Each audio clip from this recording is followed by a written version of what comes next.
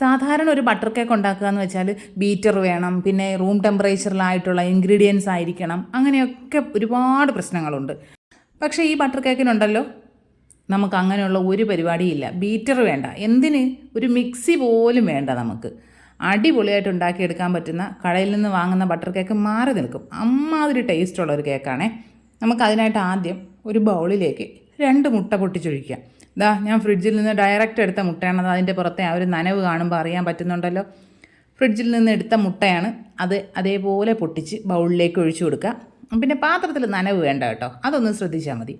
ഇനി ഈ മുട്ടയിലേക്ക് നമുക്കൊരു 3/4 കപ്പ് പഞ്ചസാര ചേർത്ത് കൊടുക്കാം. പൊടിച്ച പഞ്ചസാരയല്ല, സാധാരണ പഞ്ചസാര ഇതിലേക്ക് ഇട്ട് കൊടുക്കുന്നുണ്ട്. എന്നിട്ടൊരു വിസ്കോ ഫോർക്കോ എന്തേലും വെച്ചൊന്ന് മിക്സ് ചെയ്യുക. ഞാനിപ്പോൾ എൻ്റെ കയ്യിൽ വിസ്ക് ഉള്ളത് കൊണ്ട് അത് ഉപയോഗിക്കുന്നു എന്നേ ഉള്ളൂ കേട്ടോ.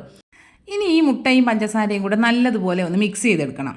ഒരുപാട് പഞ്ചസാര അലിയുന്നത് വരെയുള്ള പരിപാടിയൊന്നും വേണ്ട. ആ മുട്ടയൊന്ന് നല്ലതുപോലെ ഒന്ന് കലക്കിയെടുത്താൽ മതി. ആ സമയം തന്നെ നമ്മളൊരു പാത്രത്തിൽ കുറച്ച് വെള്ളം വെച്ചിട്ട് ഒന്ന് നന്നായിട്ട് തിളപ്പിക്കുന്നുണ്ടായിരുന്നേ. ഒരുപാട് വെള്ളം വേണ്ട, നമ്മൾ ഈ വെക്കുന്ന ബൗളിൽ വന്ന് തട്ടുന്ന രീതിയിലൊന്നും വെള്ളം വേണ്ട, കുറച്ച് വെള്ളം മതി. നമ്മൾ ഈ പാത്രം വെച്ചതിന് ശേഷം ഫ്ലെയിം ലോ ആക്കി കൊടുക്കണം. പിന്നെ ആ ഒരു ചെറിയൊരു ചൂടിൽ ആ പഞ്ചസാരയൊക്കെ നന്നായിട്ടൊന്ന് അലിഞ്ഞ് കിട്ടും. അത്രയും മതി. പഞ്ചസാര നന്നായിട്ട് അലിഞ്ഞ് വരുമ്പോൾ ഇതിന് മുകൾ ഭാഗത്തൊരു വെള്ള പാട പോലെയാവും. അതാണ് അതിൻ്റെ പരുവം. അപ്പോൾ നമ്മൾ നോക്കുക, പഞ്ചസാര മുഴുവനായിട്ടും അലിഞ്ഞോ എന്ന് നോക്കുക.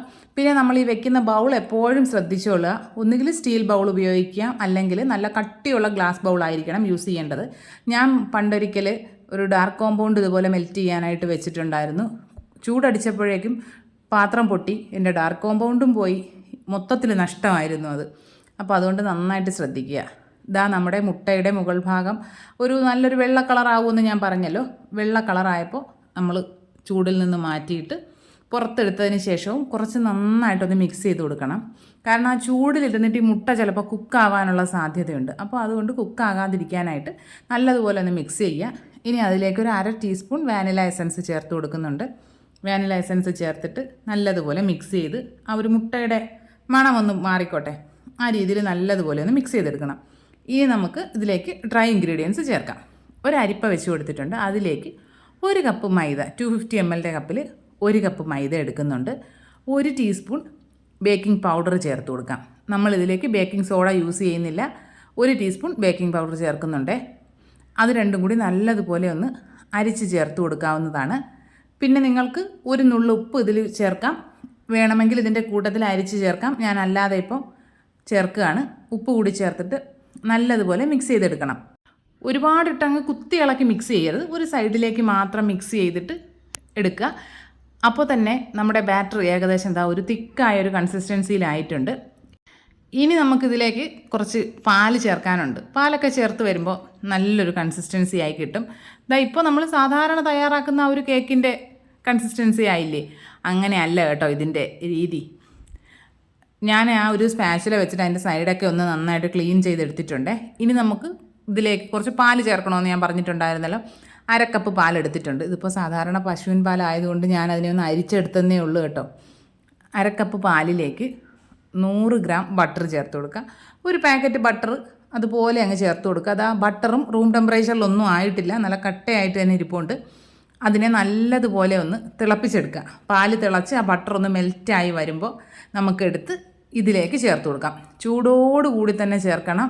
ചൂടല്ലേ എന്നുള്ള ഒരു ചിന്തയും വേണ്ട, ആ ചൂടോടുകൂടി തന്നെ ഒഴിക്കുക. ഇതാണ് ഞാൻ പറഞ്ഞത്, ഇൻഗ്രീഡിയൻസ് ഒന്നും റൂം ടെമ്പറേച്ചറിലാവണമെന്നില്ലെന്ന്.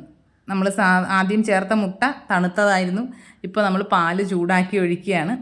ഇതുകൊണ്ടൊന്നും ഒരു കുഴപ്പമില്ല കേട്ടോ. പാലൊഴിച്ചതിന് ശേഷം നന്നായിട്ട് മിക്സ് ചെയ്ത് കൊടുക്കണം. ആ ഒരു ചൂട് കൊണ്ട് മാവ് കുക്കായി പോകരുതല്ലോ, അതുകൊണ്ട് പെട്ടെന്നൊന്ന് നല്ലതുപോലെ മിക്സ് ചെയ്തെടുക്കുക. എല്ലാ സൈഡിലേക്കും ഒരുപോലെ വേണം മിക്സ് ചെയ്തെടുക്കാനായിട്ട്. പിന്നെ ഒരേ ഡയറക്ഷനിൽ തന്നെ മിക്സ് ചെയ്തെടുക്കുക. നമ്മുടെ മിക്സ് റെഡി ആയിട്ടുണ്ട്. ഇപ്പോൾ ഏതാണ് കൺസിസ്റ്റൻസി എന്ന് ഞാൻ പറയട്ടെ. നമ്മുടെ ഈ കണ്ടൻസ്ഡ് മിൽക്ക് ഉണ്ടല്ലോ, അതേപോലെ ഒരു സ്മൂത്ത് ആയിട്ടുള്ള ഒരു ബാറ്റർ ആയിട്ടാണ് നമുക്ക് കിട്ടിയിരിക്കുന്നത്. ബാറ്റർ റെഡി ആയിട്ടുണ്ട്. ഇനി നമുക്ക് ബേക്ക് ചെയ്യാനുള്ള പാത്രം ഒന്ന് സെറ്റ് ചെയ്തെടുക്കാം. ഞാനിപ്പോൾ ഒരു 6 ഇഞ്ചിൻ്റെ ഒരു റൗണ്ട് ടിന്നാണ് എടുത്തിരിക്കുന്നത്.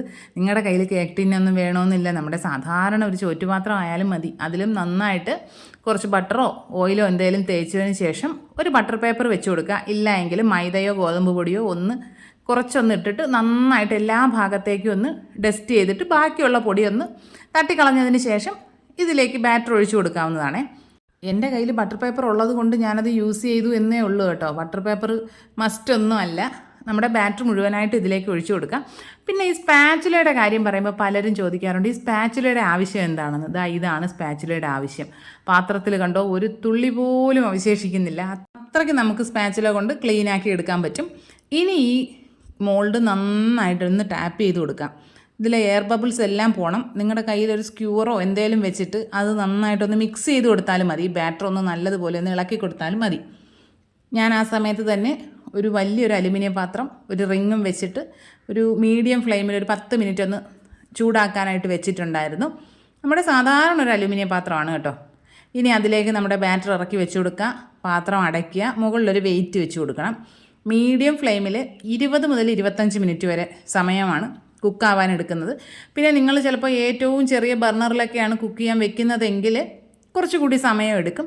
എനിക്കിപ്പോൾ 20 മിനിറ്റ് ആയപ്പോഴേക്കും കുക്കായി കിട്ടിയിട്ടുണ്ട്. തുറന്ന് നോക്കിയിട്ട് ഞാനൊരു സ്ക്യൂർ വെച്ച് കുത്തി കൊടുത്തപ്പോൾ അതിൽ പറ്റിപ്പിടിക്കുന്നൊന്നുമില്ല. നമുക്കതിനെ പുറത്തെടുത്ത് വെച്ചിട്ട് നന്നായിട്ട് തണുക്കണം. ഭയങ്കര മണമാണ് കേട്ടോ. ആ ഒരു ബട്ടറിൻ്റെ മണം ഇങ്ങനെ വീടിനകം മുഴുവൻ ഇങ്ങനെ പരക്കും. അത്രയ്ക്ക് നല്ല മണമാണ്.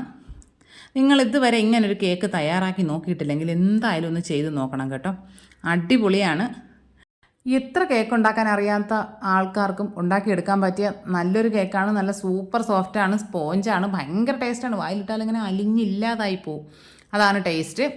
പിന്നെ എനിക്ക് ഒരേ ഒരു കൂടപ്പിറപ്പ് ഉള്ളു കേട്ടോ. അപ്പോൾ അവൾക്ക് ഏറ്റവും ഇഷ്ടമുള്ള കേക്കാണ്. പിന്നെ എൻ്റെ ഒരു ഫ്രണ്ടിൻ്റെ മോള് ഒരു ഹായ് പറയാൻ പറഞ്ഞു. ഞാനൊരു സെലിബ്രിറ്റി തന്നെ. അപ്പോൾ മോളെ ആച്ചു ഹായ്.